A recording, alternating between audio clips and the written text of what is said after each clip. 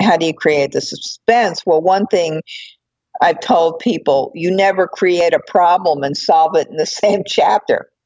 You make it last for a while so that the reader is turning the page trying to find out, how does this get resolved? Welcome to the Author Like a Boss podcast, the podcast for indie authors who want to improve their writing, up-level their marketing, make money with their books, and have fun doing it. Now, onto the show with your host, Ella Barnard.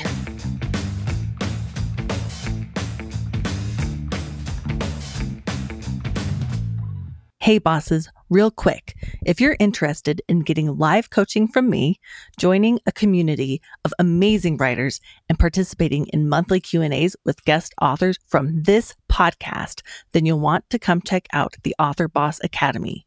You can find out more about the Academy at authorlikeaboss.com/academy. Hello bosses, this is Ella, marketing and mindset coach at the Author Boss Academy. Today we are here with New York Times and USA Today bestseller Rebecca York. She is the author of more than 150 books. She has written paranormal romantic thrillers for Berkeley and romantic thrillers for Harlequin Intrigue. Her new romantic suspense series, Decora Security, is set at a detective agency where agents have paranormal powers or work paranormal cases. She also writes an off-world series where each story is a science fiction romance taking place on a distant planet in the far future. I love it. So you've got a couple of different genres going on here. Right. But it's all around love and romance. Right. Can you go ahead and tell us a little bit about yourself and your author journey? How did you get started and how did you get to where you are today?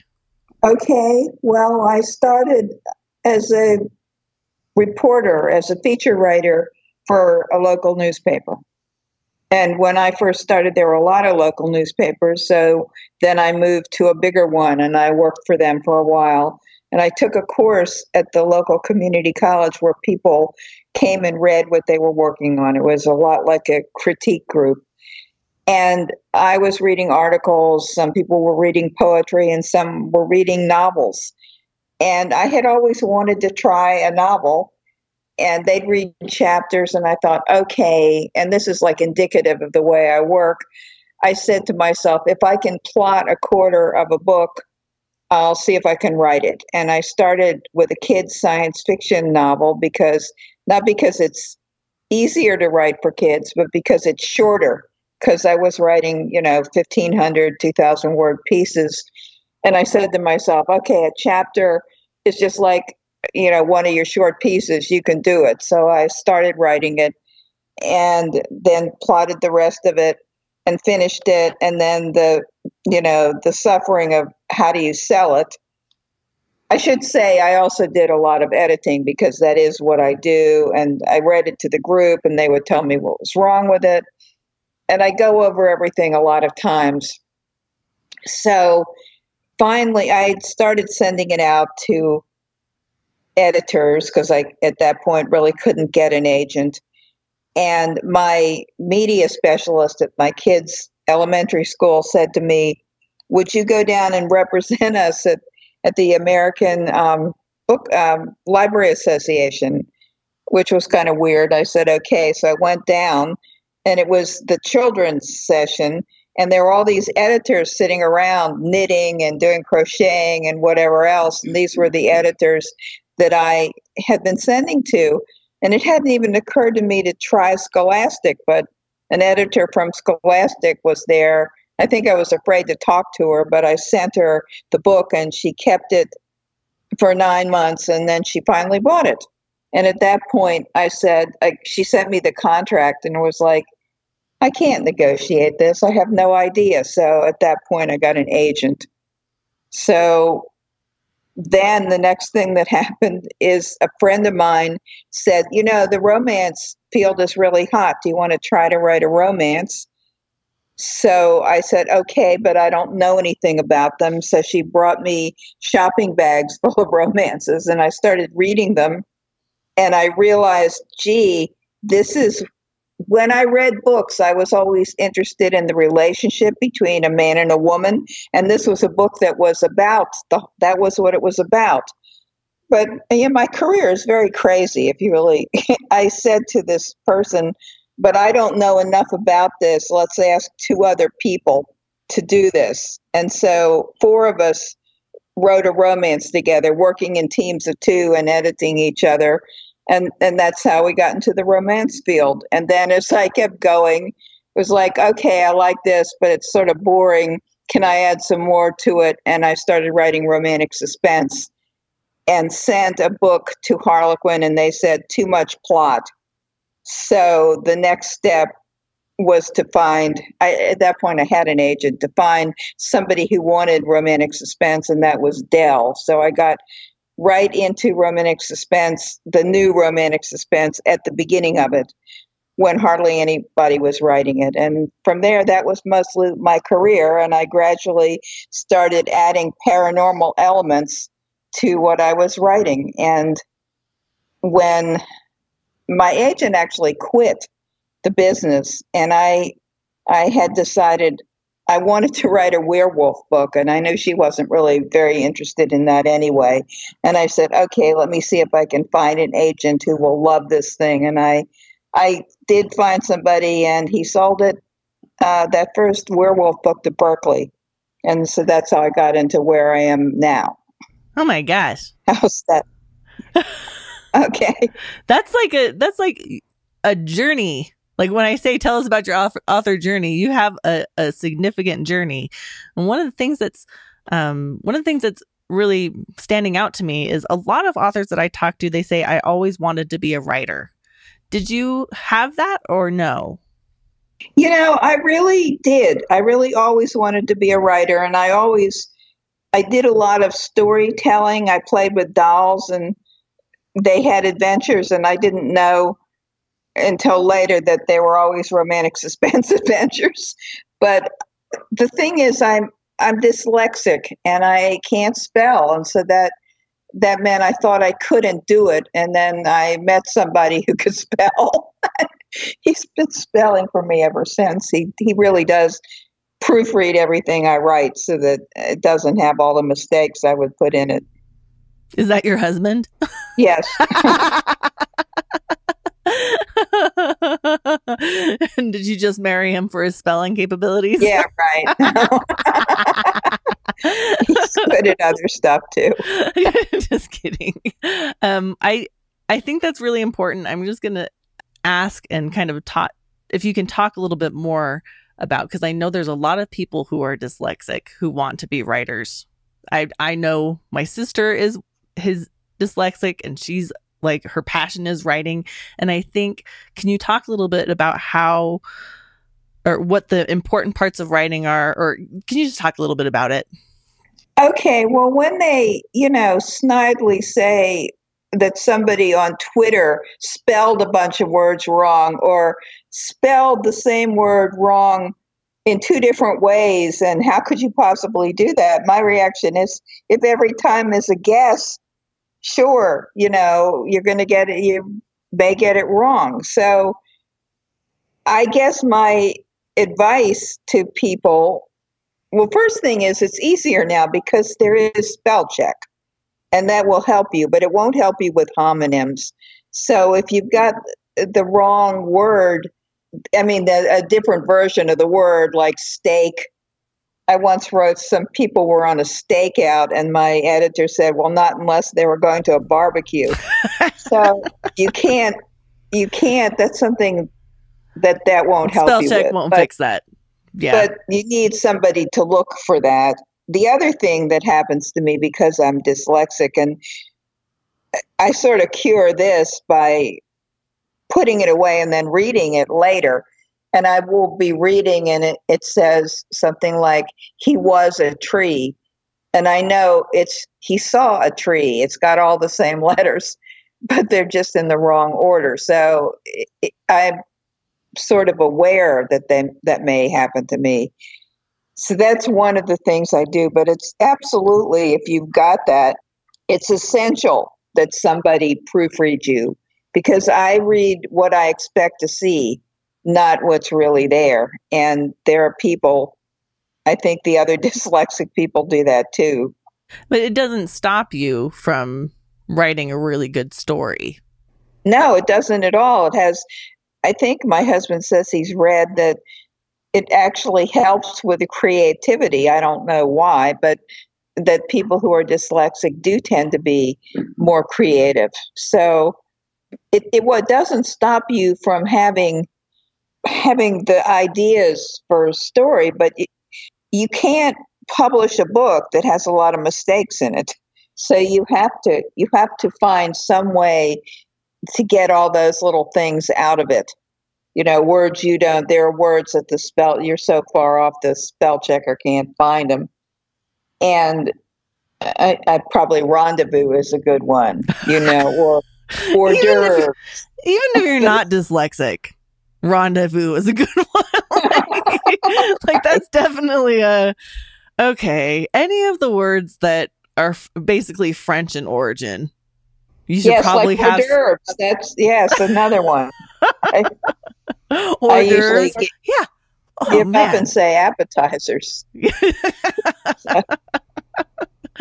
So, you guys, just to point out, she's written over 150 books with dyslexia. So that means, because I know some people, it stops them or it keeps them hesitating. So there's no reason to stop or hesitate, because you can always find someone, marry someone, or pay someone. Right. I mean, you need a good copy editor one way or the other. And there's certainly people you can pay to do that. Yeah.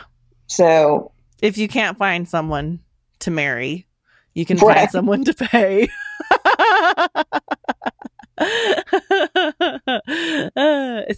It's cheaper, but more time consuming. Right.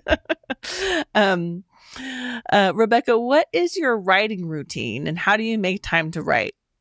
Okay, well, it's harder now because there are all these distractions. I mean, I open my computer and there are 200 email messages, and I feel like I need to go through them or get rid of them. A lot of them I just delete. So you have all that in the morning. I wake up and there they are. And then there's Facebook. And I guess I think I can't cope with a lot of different things. I think that probably in general, you need to figure out whether you like Twitter or Facebook better. And I happen to like Facebook. My main Facebook page it's Ruth Glick, because that's my real name. So in case you want to look for me there, but I think I try to go through those, and I also, what people have messaged and responded. And I also like to put up new content. And there are people who come to my page because they know I've always got content going. And I also, unfortunately, think that pictures are important for that. I mean, occasionally there are things that you might put that you don't have a picture, but they're more likely to stop and look at it if it does have a picture. So I try to get through all that stuff. And then by noon, I say, geez, I haven't written anything. And I try then to get started on the writing. And, the thing for writers, they're either pantsers or plotters.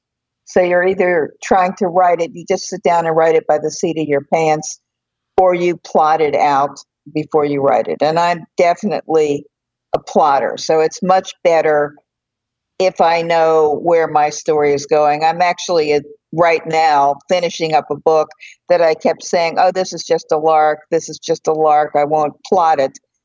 And it's been much, much harder for me to write it because I wasn't sure. I had the idea for it. I knew what was going to happen at the beginning of it, but I really hadn't figured out the rest at all. So for me, it's better if I do the plotting. I think that the reason some people say they don't plot because if they know what's going to happen, then it's going to be boring. The thing is, the way I do a plot is you get to a sentence that says, then they escape from the psychotic killers. I mean, there's no detail there. you have to figure that out when you get to it. But for me, I kind of need to know where I'm going. So I might be working on a plot for something. I might, and another reason some people don't like the plot is it's doing an awful lot of work in one swell swoop. So you have to, it really takes a lot out of you to do it. And it helps me to talk to people about it. Sometimes they may contribute to ideas, but just the fact that I'm talking about it helps me. And I do have a critique group. We can talk more about that later. And I may read, a synopsis, and they may make suggestions. I mean, I read this one I just told you that I sort of fumbled my way along in it. I got to a point where I said, okay, I got to outline the rest of it. And I'm reading it along. And I get to this point where the hero and heroine are really in extreme danger. And one of the people in the group says, that was a really stupid thing for them to do. And I thought, gee, she's right. It was really stupid. But just as we were sitting there and I finished reading it and I was still thinking about it, I figured out how to solve it. So, but sometimes you need somebody else's input into the thing to help you. So, okay, so finally I get to the afternoon, and because I like to cook, I also do write some cookbooks as Ruth Glick. I've maybe done 15 or 16, and the latest was the 2-day-a-week diet cookbook by Nancy Baggett and Ruth Glick. It's a way to lose weight easily, but you have to be disciplined and only 2 days a week only eat 500 or 600 calories, which is not that easy either. So I like to be home. I like to cook. I cook lunch. I cook dinner, but then I sit down and really start writing. And if I'm going to do it, I try to get 10 pages written. That's sort of my standard. Get yourself writing 10 pages. But if I can't, that's okay. And the way I get into the writing every day is to read over what I wrote the day before and improve it. And it always needs improving. There are people who can sit down and get it right the first time, but I can't. So I go back over it. I will I think of myself in writing a scene that I get the action of the scene down and that I hang the rest of it on that action. Although maybe the action isn't full enough. Suppose two guys are having a fight and I may need to improve the fight, for example. But I won't have everything. I probably won't have the emotions of the characters, and I need to put that in. I need to put more in of the motivation. So I'll go back and try to fix that and then go ahead. And if I don't understand the scene I'm going to be writing, I can't write it. So sometimes there'll be a gap, where I have to get up and walk around the house, or maybe it might take a day to figure it out. But there is an alternative for me. So sometimes I have a scene and I'm not quite sure that it's right. In fact, I know it's not quite right. But I think of it as holding the place for the scene that's going to be right when I finally figure it out. So, can I ask you, there's a couple of things, because you just gave us a lot. And I wanted to ask about a couple of things specifically. And so don't let me forget, but I want first start with talking out your outline. So when you're talking, how does that work? When you're outlining, are you doing it with another person? Are you both outlining? How does it work? Okay, well, first thing is, it's kind of horrible, but I can't think very well about this kind of stuff unless my fingers are on a keyboard. So I need to be writing it, but I may go for a walk with a friend and tell her, I'm working on this book and so and so and so is happening, and we'll talk about it, and then I'll come home and write it down. So or as I say, I may, if I'm going to talk to the critique group about it, I will have written down as much of it as I can, either maybe some gaps. I'm not sure about this scene. Do you have any suggestions about how they get away from the psychotic killers? And so it's just somehow there are people who don't want to talk about their work at all until it's done, but it helps me to talk about it. And there's certain I've learned over the years that depending on the person you're talking to and the person making suggestions, you get a different kind of plot, which is, I know that sounds weird, but my agent and I occasionally would talk about plot and I would get something different. There was a member of my critique group, and sometimes she'd talk to me about it, and I'd get something really different from her. But I have a friend, Patricia Rosemore, who lives in Chicago, and she and I think really, really well together on plotting. So we may call each other up. I'm stuck here, let me give you the outline and what should I do, or tell you the thing, and do you have a suggestion for what I could do here? And we're very good at helping each other do that. I think a lot of, especially new authors, see writing as very, very solo, like very lonely. You're by yourself. And I really appreciate you sharing how writers support each other. Well, I have, gathered a group of people around me here in Columbia, Maryland, where we get together. We're getting older, and less productive, but we used to meet twice a week. I mean, twice a month. And we would, as I say, we'd either read something that we'd written and want help with. We might be talking about an idea that we're trying to formulate, or we might have an outline or a partial outline that we want help with, or we might just want help with specific aspects of something. One of the people is very good at turns of phrases, and so that it just, different people have different talents, and but one of the people is Nancy Baggett, who writes cookbooks with me and also by herself. She has a really nice lavender cookbook out now, and she also writes articles for magazines and newspapers, and she might brainstorm with us about what do you think would work. I want to pitch something to the food section of the Washington Post. What do you think would work? And that means you have to have read the food section, because I'll say, well, it looks to me like they're really into ethnic stuff, and how about, we'll talk about that. And she had read a proposal to us, and we worked on it with her, and they're buying the article, and she's working on it now. And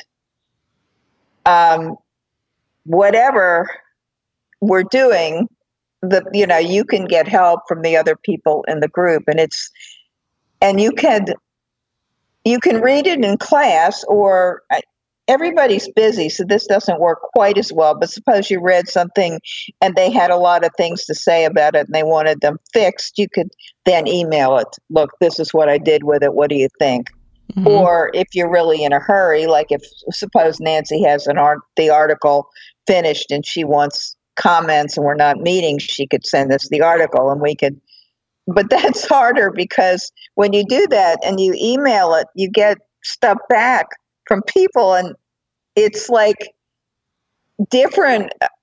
They're complaining about different things, and that's hard when you have to read through it and sort through it. If you're in class and you're reading it, one of the things Nancy said over the years is that if one person says it to you, maybe they're not right, but if several people say the same thing to you about it, you may think you should think about that.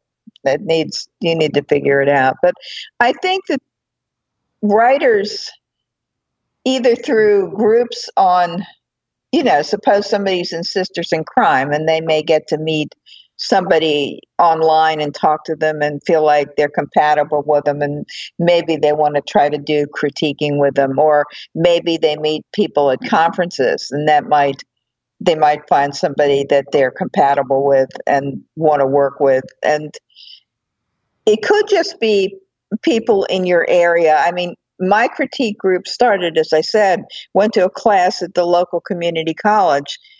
And after maybe a year and a half, I said to the people, I think I've gotten everything out that I can out of from this teacher. To some of the people, want to try meeting on our own.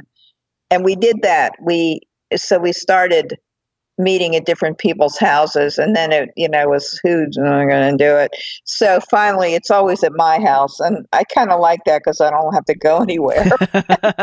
But on the other hand, I need to provide food and drink. But do you find a good amount of value? Obviously you find enough value out of the critique group to feed people. Yeah, right. No, definitely. No, it's very valuable to me. I think to all of us. I mean, I think, there's more than 200 books, maybe 250 that have come out of the group because it keeps us all productive. And, it makes it, if the group is meeting Thursday and you have this thing you just have been procrastinating about, you may then, I guess I better finish it, get this thing done so I can read it. So it does that for you. But it's also, people leave and then somebody, either you email them or they email you, whatever, whose work it was. I was thinking about your thing on the way home, and how about this? Or, or after you left, I was thinking, maybe you could improve this thing. So we get a lot of that. And more of us write fiction than nonfiction, but we do have, and you could say, I have this blog. Can I read it? So it could just be that. A little while ago, quite some time ago, you said something about writing when you're writing the chapters. So I'm pivoting a little bit. You're writing the chapters and you have everything hangs on the action. Yes. What does that mean? Can you tell us what that means? Well, it's how the people are moving around in the scene, what they're doing, the physical things they're doing. I'm sitting and talking to you. I could get up and go in the kitchen and fix something to eat, and then the doorbell could ring, and it could be a man at the door with a gun, who pushes his way in. And I could write all those things, but I may be writing them, but I haven't said a lot about how I feel about them. So I need to then go back and talk about how I feel about each of those things that happens. Okay. I tend to more think, the thing is, you said, the off-world stuff that's set in the future, the science fiction was branching out. And I guess I should say, I think people either read what their parents read. A lot of people, I think, read what their parents read or maybe turn against it, And my mother read mysteries and suspense and science fiction. And that is what I read. Now, and I read and fantasy, really more science fiction than any of the others. And science fiction is not into character development. I mean, at least the older science fiction, it's more action. And so that was much harder for me to understand character and what a person is doing, what he's doing, than it is to have the things happening. Does that make sense? Yeah. So let me make sure I've got it. So when you're writing, you write the action first, and then I try to put in what the people are feeling and why they're doing the thing. But I'm writing a scene about what's happening, just, thing to thing to thing as it's going ahead. I mean, and then the next day when I think about why these, what would have been the things that the person was thinking about, and why are they doing what they're doing, so I can and how are they feeling about what happened. So there'll be some of that in there, but there won't be enough of the emotion of the characters. I mean, that's probably the hardest thing for me, is to really get into that. So before you've written the book, have you thought about, okay, I'm going to take this character from this point to this point generally, and then does that help shape? Yeah, but okay. So in general, usually, always, maybe I'm writing a romantic suspense, or there is a romantic relationship in the story.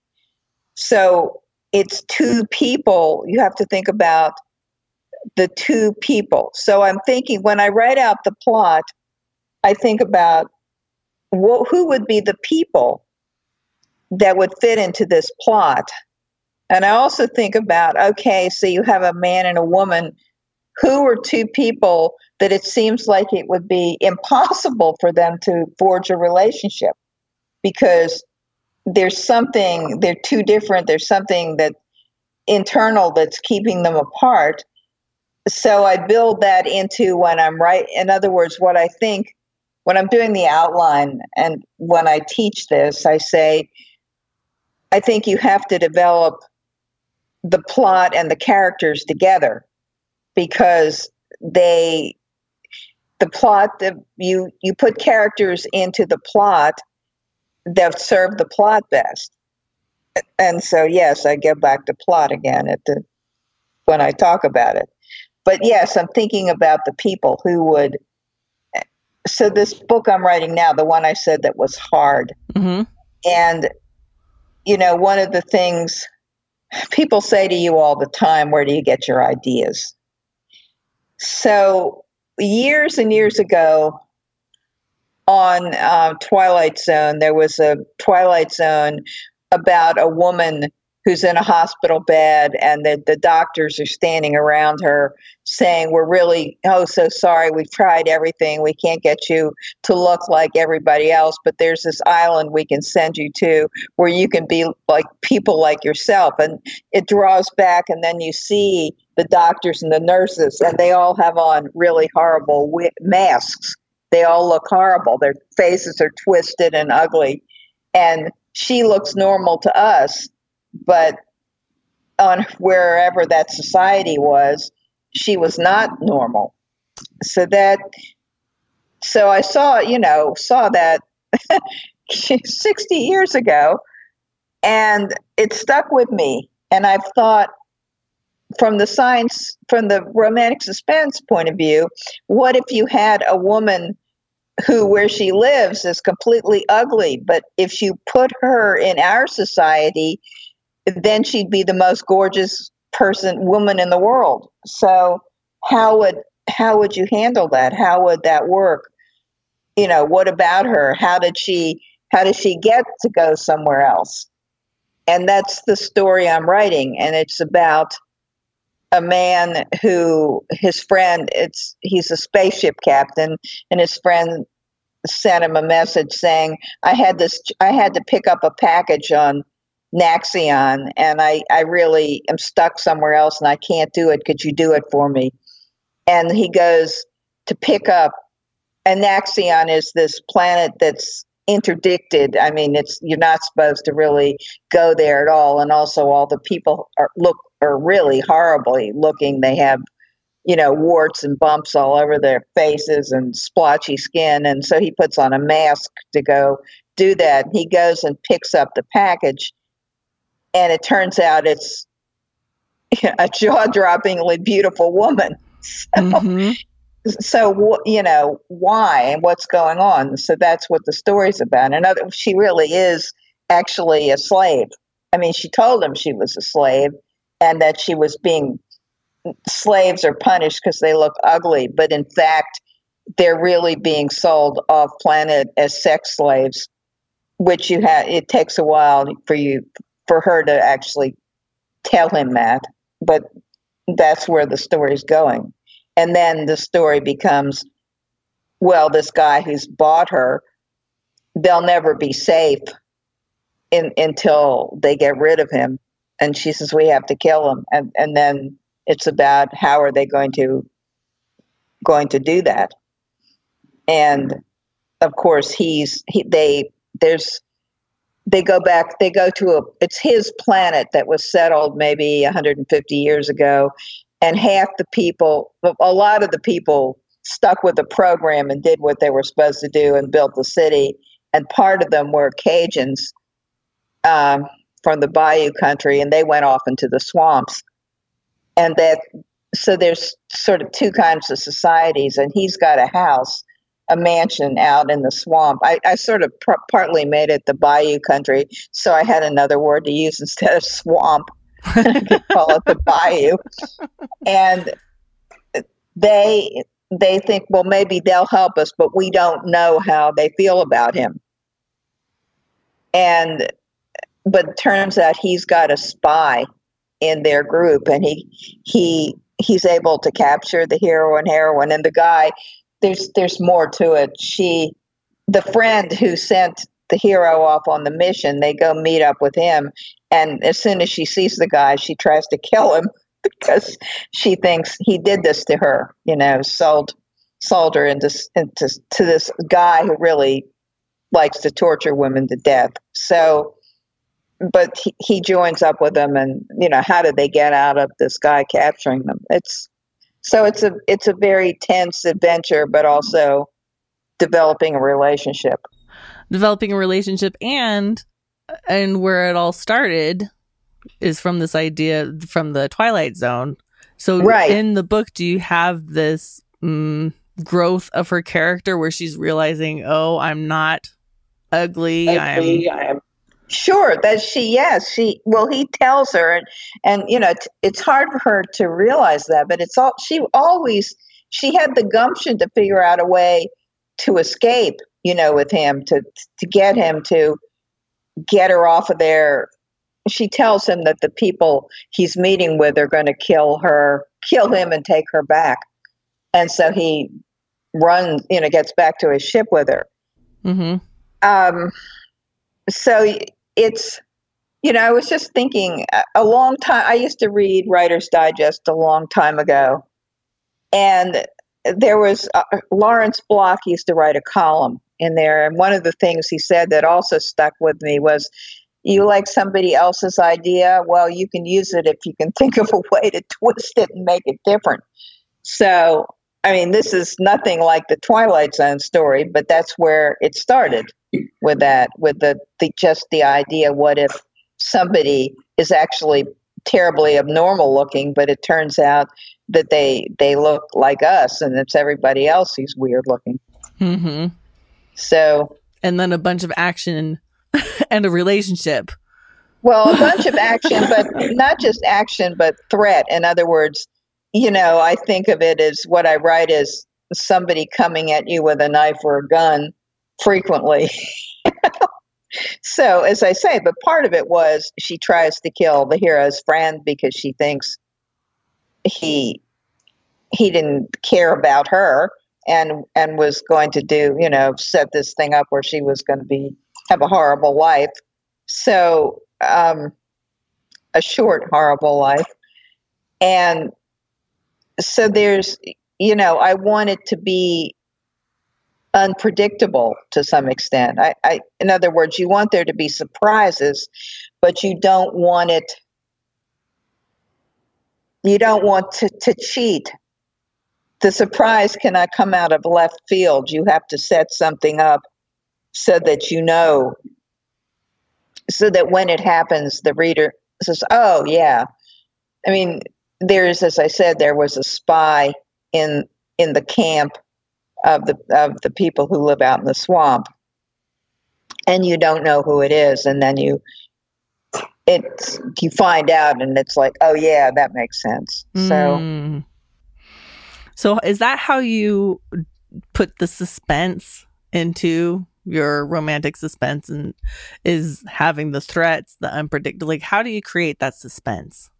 Well, in other words, what's the difference between suspense and mystery. I mean, there's the word thriller too, and I think of thrillers as just a sexy word for suspense. That's the new word for suspense. I don't see them as any different. So a mystery, a detective is trying to find out who killed somebody.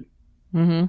And you want some mystery in your suspense, but the essence of suspense is somebody coming after the hero and heroine, some person who has a reason to hate them or feel like they need to eliminate them. It might not be personal, although it's better if it's personal. But you can also, there's lots of different things you can do to up the ante and make it more suspenseful. For example, a book of mine I like to cite, and I can't remember the name of, Never Too Late. She lived in they lived in a Latin American country that was run by a dictator, and he came there to make a documentary film, and they have a relationship. And he's in love with her, but the people who rule the country come to her and say, we have to get him out of here. He has to be guilty of something. You're going to plant papers on him. And if you're not willing to do that, then we're going to kill him.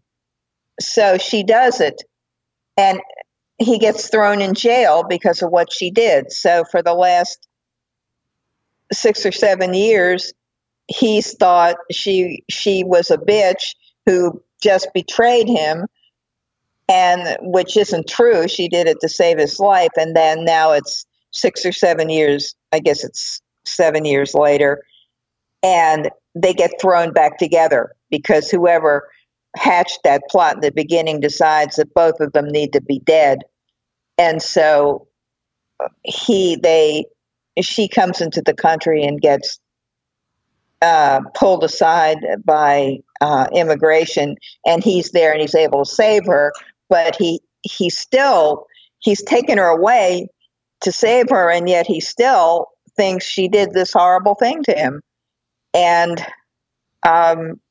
so that creates a lot of tension in the relationship. How are they going to work? How could they possibly work out a relationship when it starts from the point of view of, you betrayed me? Mm-hmm. So that's part of, you do it partly through the relationship and partly by the things happening, like in the story I'm talking to you about. At the beginning, she's thinking, all right, so he got me off the planet. Should I be sticking with him, or would I be better off getting away from him and trying to do something by myself? And he takes her to a space station because he can get false identity papers for her there. And while she's there, the guy who she was supposed to be sold to has people looking for her, and some of them are there and find her and kidnap her.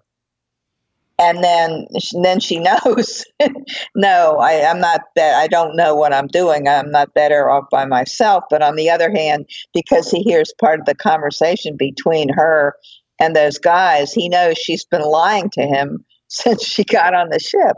So then we have another problem between them. That's the kind of, you want to, I mean, the horrible thing is when you're writing romantic suspense or romance, you want them to be happy, but you have to keep putting stuff in the way to keep it from happening. And, there's other things I said to people. You said, how do you create the suspense? Well, one thing I've told people, you never create a problem and solve it in the same chapter. You make it last for a while, so that the reader is turning the page trying to find out, how does this get resolved? You create tension by foreshadowing, that you see somebody pouring gasoline on a pile of newspapers in a house that you think that the hero and heroine are going to be going to, and then what's going to happen. Or you see somebody cutting the cable on an elevator. So, are they going to get into that elevator? I also, another way to create tension is to use the villain's point of view so that you know what he's thinking, what he wants to do to them, and you may even know part of his plans. Although when I said that he has a spy in the camp of the people who live in the swamp, we don't know that until he captures them. But there are things we know how angry he is and that he wants to get his hands on them and kill the hero also. So you've used his point of view previously before he's a spy? Guy? Yes. Okay. Yes. So somewhere, you can't just do it once. I mean, somewhere okay, so the hero was sent to pick up a package, and the guy, this is a few days later, or maybe around that same time, where is my package? He's furious and thinking about what he's going to do to find, and what he's going to do to her when he gets her. So yeah, you put in his point of view several times. So that way it's not a giveaway. Yes, and sometimes you can, with a bad guy, have a point of view. He could be a character in the book, and he could also be a hidden point of view where you have somebody thinking really nasty, horrible stuff, and you don't know who it is. It could have been, you could have several characters who it could be, or you just don't know who it is until you get to it, until it's revealed. Yeah, I've definitely read that in a number of books, probably some of yours. So I really appreciate, because what you've done in this, Q&A that we've been doing is you've really walked us through your process for writing and how you keep your stories interesting and build tension and keep moving things forward with the plot. So can you tell us what advice you would give to other authors who want to have similar or your kind of success? Well, I think you have to sit down and write. That is the main one. In other words, you have to produce the pages. You have to you must sort of regularly write. Now, you could only write 2 pages a day, but if you did that, you'd have 700 pages at the end of a year. So the first thing is to write. You have to keep doing it. But then you suppose you're going to self-publish, or you haven't sold a book and you want to try to sell to an editor. I think it's essential. I think that people just sit down and then send it out. You have to have somebody, if you don't know what you're doing, you have to have somebody edit it for you, or you may need a developmental editor, somebody who helps you think about how to make the story, how to plot the story and how to make it better. And then you want to also polish it and have the copy editor. So there's 2 different kinds of editing, who then fixes all the little errors. Who, like my husband will say to me, you spelled this character's name 3 different ways, which is the one you want. And actually what he'll do is he'll Google it, and he'll tell me how many instances of it there are, one way and another, and, we'll pick the most common one, or maybe not. So I think that you need to keep writing, keep producing the stuff, and then have somebody help you make sure it's as good as it can possibly be before you either publish it or send it, try to get an agent or an editor. Yeah. Put your best work out there. Right. Can you tell us about your latest book and where our listeners can find you? Okay, right. I've been talking about the one I'm writing, but the one that came out, I guess, at the beginning of the year, or no, actually probably in March, is called Hollow Moon. Now, you said I wrote the Decora Security series, and it's about when people, I should say this too, when people write mysteries or even male suspense, you often have a continuing character that the stories are about, like Lee Child's Jack Reacher, or Spencer for Hire, or trying to think, Jeffrey Deaver's detective who's in a wheelchair, whose name I'm blanking on at the moment, but maybe it'll come to me. But Lincoln Rhyme.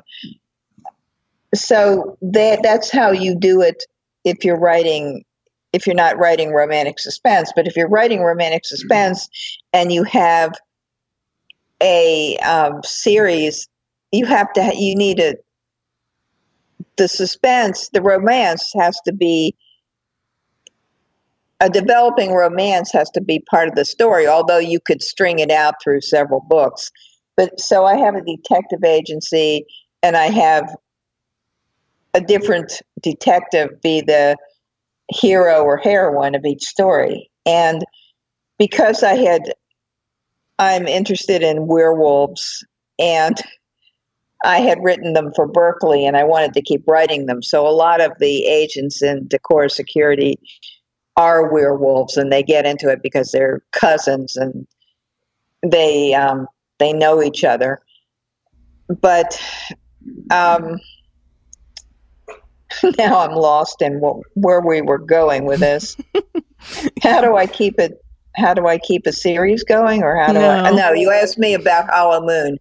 So he's one of the werewolf detectives who's joined Decora Security, and he's new, and he's younger than many of them, and he wants to prove himself.